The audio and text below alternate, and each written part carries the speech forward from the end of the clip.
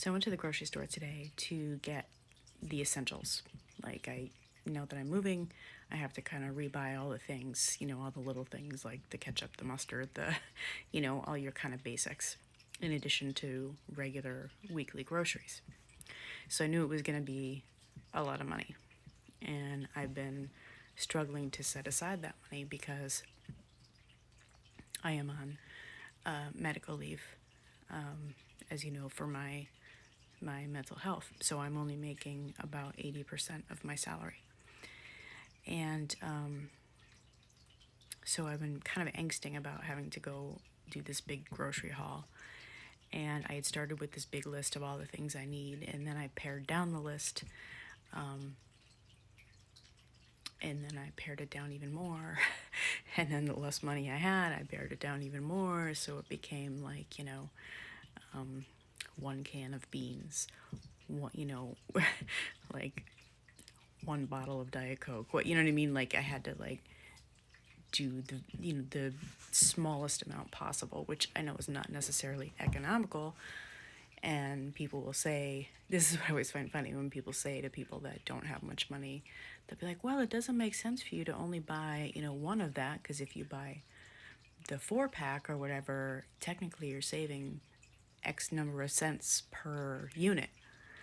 And I'm like, but if you can't afford the 4-pack, you know what I mean? Like, yes, it makes sense for me to go buy the, I don't know, 12-pack of toilet paper instead of the 4-pack of toilet paper because it's a better bargain, right? But I don't have money for the 12-pack of toilet paper. So I have to buy the 4-pack of toilet paper, And it always frustrates me when people say things like that. It's like you know that when people say that, you know that they've never been in that situation where they have to go into a store and buy exactly the number of apples they think they're going to eat that week. Or, I don't know, exactly, I don't know, like, I'm just trying to think of something else that, you buy the exact number of, like, I'm going to eat exactly 4 bananas this week, so I bought 4 bananas. I'm going to, just things like that. Like, so it was frustrating, and I had anxiety about going grocery shopping because I just knew it was going to be hard. And I honestly only had about $70 to do it, and I got out of there at $125. So I actually had to charge part of my groceries, which I certainly did not want to be doing, but that was like the bare minimum.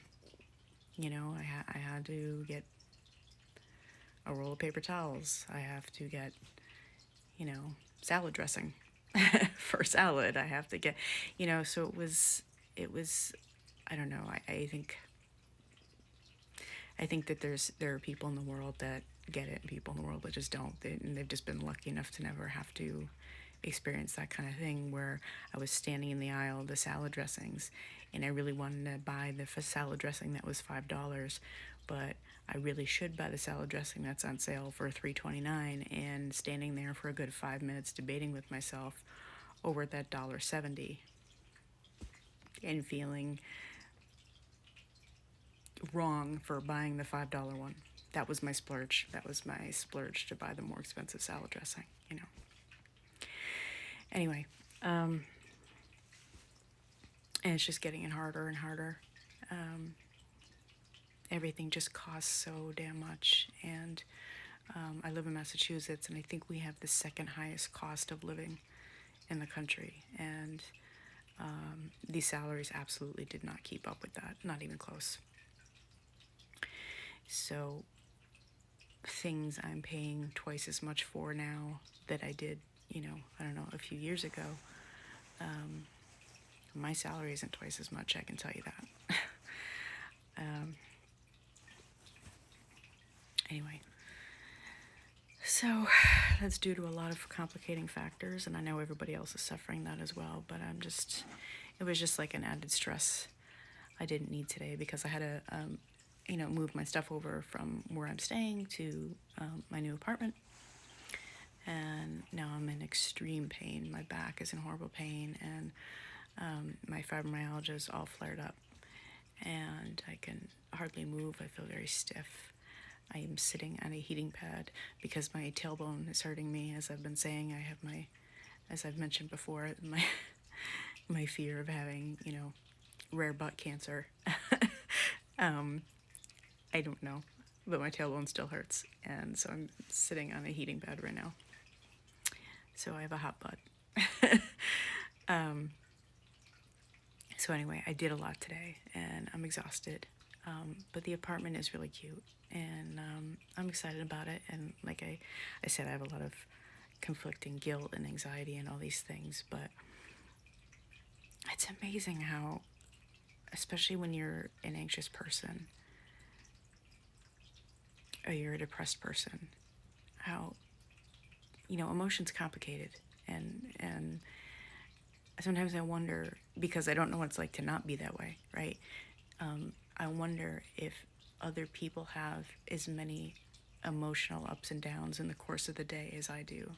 Like I really want to know that. Like I have, I'm anxious about this at this moment. I'm sad about this at this moment. At this moment, I'm frustrated. At this moment, I'm focused. At this moment, I'm, anxious again. Only it's just about something different.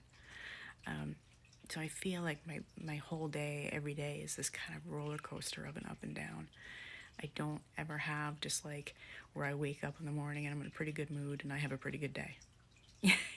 Like I don't know. Is that what normal people go through? Not that I understand normal people have emotions and they get frustrated and they get sad and they get all those things. But I mean, I guess I just wonder how much of that happens in a day for them. How much variation in emotion typically happens. Because for me, most of my day is an up and down between fear, anxiety, sadness, frustration, anger, all kinds of things. It's just a constant, rotation of those kinds of things. And so that's probably why I'm tired all the time. My brain's tired all the time. Today my body just happens to be tired as well because I did a lot.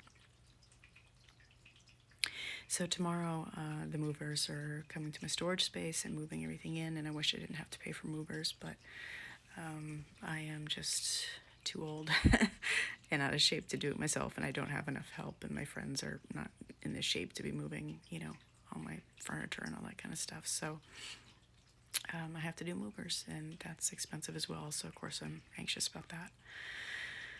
But one step at a time, so yeah.